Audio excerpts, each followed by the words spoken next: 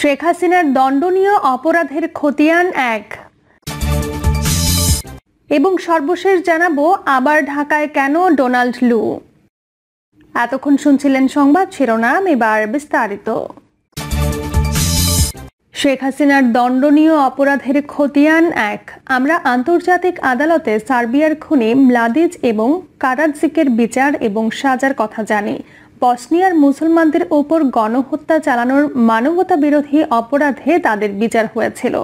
চরম মুসলিম বিদ্বেষী নৃশংস ২ অপরাধীর যাবজ্জীবন সাজা হয়েছে। ওই আদালতে রোহিঙ্গা মুসলমানদের ওপর গণহত্যার জন্য এখন মিয়ানমারের সামরিক জান্তার বিচার চলছে। বাংলাদেশের নিপীড়িত জনগণও আশা করে যে বর্তমান বিশ্বের একমাত্র নারী ফ্যাসিস্ট শেখ হাসিনারও একইভাবে স্বদেশে কিংবা আন্তর্জাতিক আদালতে বিচার একদিন হবে। তবে সেই বিচারের আগে শেখ হাসিনার কৃত অপরাধের ফর্দ এখনই তৈরি করে রাখা প্রয়োজন। নইলে হাসিনার ফ্যাসিস্ট শাসনের অবধারিত পতনের পর এই সব অপরাধের কথা স্মৃতিভ্রষ্ট বাঙালি মুসলমান খুব তাড়াতাড়ি ভুলে যাবে। দেখতেই তো পাচ্ছেন, এক ভয়ানক স্বৈরাচারী এবং দুর্নীতিপরায়ণ শাসক শেখ মুজিবকে 14 বছর ধরে এই আজব নামে মুসলমান জাতি একেবারে পৌত্তলিক কায়দায় মূর্তি বানিয়ে শাসাষ্ট প্রণাম সহযোগে কিভাবে পূজা করে চলেছে।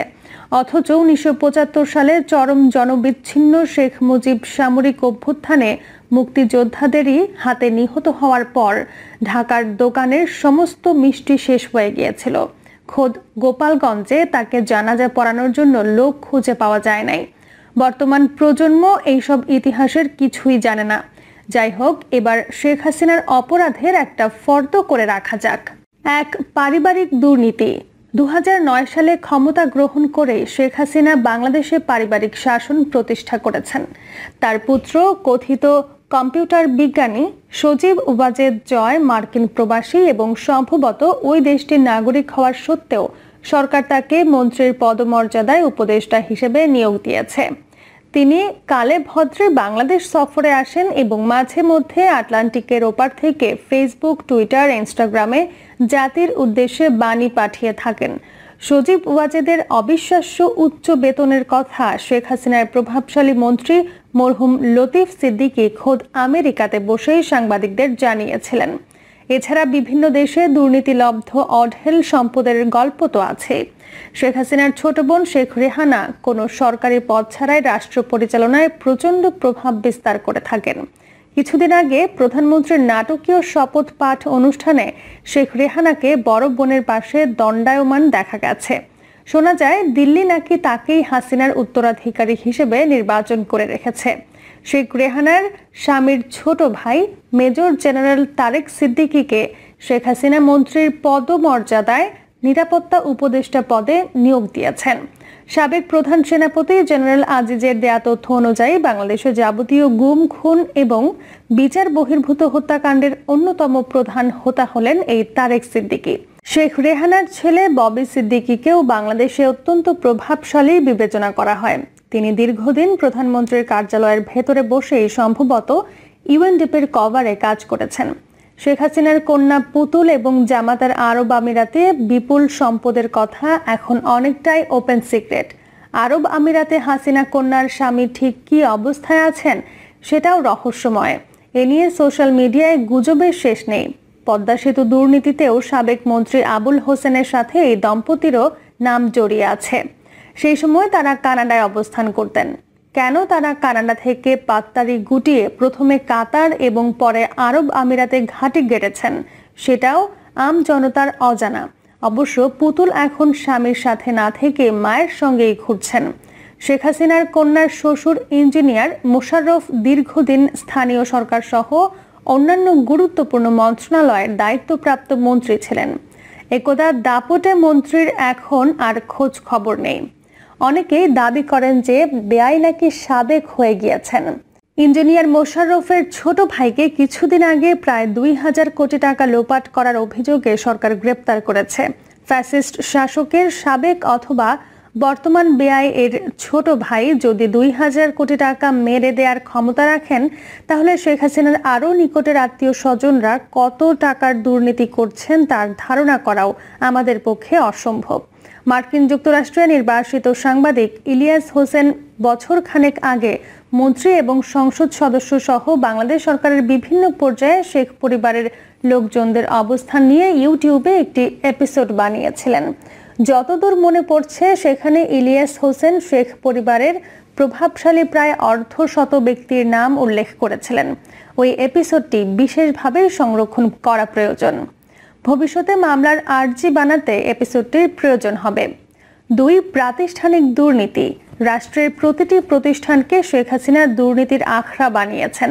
জাদুঘরে পাঠানো লোডশেডিং বাংলাদেশে আবার ফিরে আসার পর থেকে বিদ্যুৎ মন্ত্রণালয়ের দুর্নীতি নিয়ে তথাকথিত মেইন স্ট্রিম মিডিয়ায় এখন কিছু সংবাদ প্রকাশিত হচ্ছে। কুইক রেন্টালের নামে বিদ্যুৎ না দিয়ে যে টাকা লুটপাট করা হয়েছে তা দিয়ে কয়েকটি পদ্মা সেতু বানানো সম্ভব হতো। ২০১০ সালের জুন মাসে আমাকে র্যাব ১ এর প্রধান টর্চার চেম্বারে চোখ বেঁধে জিজ্ঞাসা করা হয়েছিল আমি কেন কুইক রেন্টালের বিরোধিতা করি। সেদিন আমাকে প্রশ্নকারী সেই সব সামরিক ও পুলিশের কর্তারা আজ নিশ্চয়ই আমার বিরোধিতার কারণ বুঝতে পারছেন। রূপপুর পারমাণবিক বিদ্যুৎ প্রকল্পের নামে দেশে বিদেশে লুণ্ঠনকারীদের জন্য টাকার খনি তৈরি করা হয়েছে। ৩.৫ বিলিয়ন মার্কিন ডলারের প্রকল্পতে অতিরিক্ত খরচ ১০ বিলিয়ন ডলারের মধ্যে কত অংশ বাংলাদেশের লুটেরারা পাচ্ছে আর কত অংশ রাশিয়ানদের ভাগে যাচ্ছে সেটা IMF, ওয়ার্ল্ড ব্যাংক এবার শেখ হাসিনার কাছে হিসাব চাইতে পারে। তথাকথিত বন্দর খনি রক্ষা করা এই বেসুমার লুটপাটের সময় কোথায় যেন লুকিয়েছেন, নাকি এক সময়ের মস্কোপন্থীরা রাশিয়ার লুটপাটের হয় অংশ পাচ্ছেন অথবা পুরনো সম্পর্কের জালে বাধা পড়েছেন। জনগণের মাথায় বিপুল ঋণের বোঝা চাপিয়ে শেখ হাসিনার প্রতিটি মেগা প্রকল্পে এভাবেই দুর্নীতির মহোৎসব চলছে। গত ১৪ বছরে সর্বাধিক ক্ষতি করা হয়েছে অর্থনৈতিক খাতে। সাবেক অর্থমন্ত্রী সাইফুর রহমান তৎকালীন প্রধানমন্ত্রী বেগম খালেদা জিয়ার সমর্থনে অর্থনীতিতে চমকের পরিবর্তে যথেষ্ট শৃঙ্খলা ফিরিয়ে এনেছিল। ২০০১ থেকে ২০০৬ সালের মধ্যে মুদ্রানীতি এবং সামষ্টিক অর্থনীতিতে দীর্ঘমেয়াদী প্রবৃদ্ধি ও সম্পদের যথাসম্ভব সুষম ব্যবহার নিশ্চিত এবং একটি টেকসই কাঠামো নির্মাণের লক্ষ্যে যাবতীয় সিদ্ধান্ত গ্রহণ করা হয়েছিল। ফলে সেই সময় প্রবৃদ্ধি ৬.৭ উন্নীত হওয়ায় পাশাপাশি সম্পদ যাতে গুটি কয়েক ব্যক্তির কাছে পুঞ্জীভূত না হয় সেদিকে দৃষ্টি ছিল। বর্তমানের মতো এমন রাতারাতি কোটিপতির আধিক্য তখন দেখা যায় নাই। দেশের টাকা এভাবে পাচারও হয় নাই। বাংলাদেশ ব্যাংক যেভাবে রিজার্ভের অর্থ সরকার প্রধান ঘনিষ্ঠ বেসরকারি খাতের কোম্পানিগুলোকে লাভবান করার জন্য অপচয় করে দেশের অর্থনীতিকে ভঙ্গুর করে দিয়েছে, সেই অমার্জনীয় অপরাধের জন্য রাজনৈতিক নেতৃত্বের সাথে আমলাদেরও ভবিষ্যতে বিচারের জন্য সোপর্দ করতে হবে। শেখ হাসিনা সহজে লুটের ভাগ পাওয়ার জন্য চিহ্নিত লুটেরাদের হাতেই দেশের অর্থনীতি পরিচালনার দায়িত্ব অর্পণ করেছেন। বর্তমান সরকারকে ক্ষমতা থেকে বিতাড়িত করবার পর দেশের প্রতিটি অর্থনৈতিক প্রতিষ্ঠানে অডিট করলেই কেবল লুটপাটের প্রকৃত চিত্র বাংলাদেশের জনগণ জানতে পারবেন। যে রাষ্ট্রে পিকে হালদারের মতো একজন ব্যক্তি ১০,০০০ কোটি টাকারও অধিক লুটপাট করে ভারতে পাচারে সক্ষম হয়, সে দেশের অর্থনীতির ধ্বংসই অনিবার্য। এই প্রসঙ্গে বাংলাদেশের ভারতপন্থী গোলাম মিডিয়ার ভূমিকাও পর্যালোচনার দাবি রাখে। পিকে হালদার তার দুর্নীতিলব্ধ সম্পদ প্রধানত ভারতে পাচার করলেও জনগণকে বিভ্রান্ত করবার জন্য বাংলাদেশের মিডিয়া এতদিন প্রচারণা চালিয়েছে যে পিকে হালদার কানাডায় আশ্রয় নিয়েছেন। আবার ঢাকায় কেন ডোনাল্ড লু? মার্কিন যুক্তরাষ্ট্রের দক্ষিণ পূর্ব এশিয়া বিষয়ক সহকারী পররাষ্ট্রমন্ত্রী ডোনাল্ড লু আবার বাংলাদেশ সফরে আসছেন। নানা কারণে ডোনাল্ড লু বাংলাদেশে অত্যন্ত আলোচিত একটি নাম। বিশেষ করে নির্বাচনের আগে তার তৎপরতা বাংলাদেশে ব্যাপক আলোচনার সৃষ্টি করেছিল।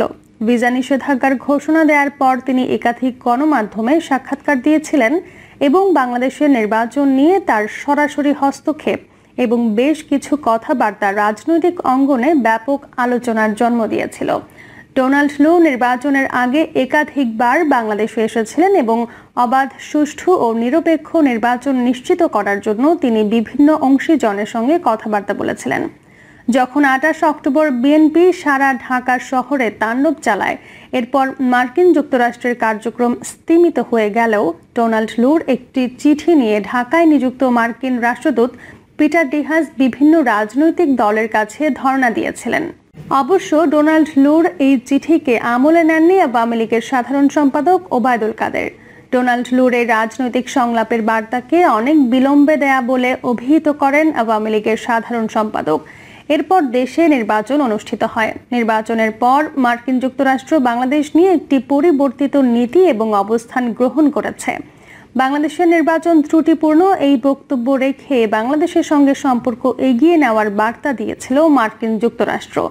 এরকম একটি অবস্থা যখন বিরাজমান, তখন মার্কিন যুক্তরাষ্ট্রের দক্ষিণ পূর্ব এশিয়া বিষয়ক সহকারী পররাষ্ট্রমন্ত্রী কেন ঢাকা সফর করছেন, এ নিয়ে রাজনৈতিক অঙ্গনে চাঞ্চল্য সৃষ্টি হয়েছে।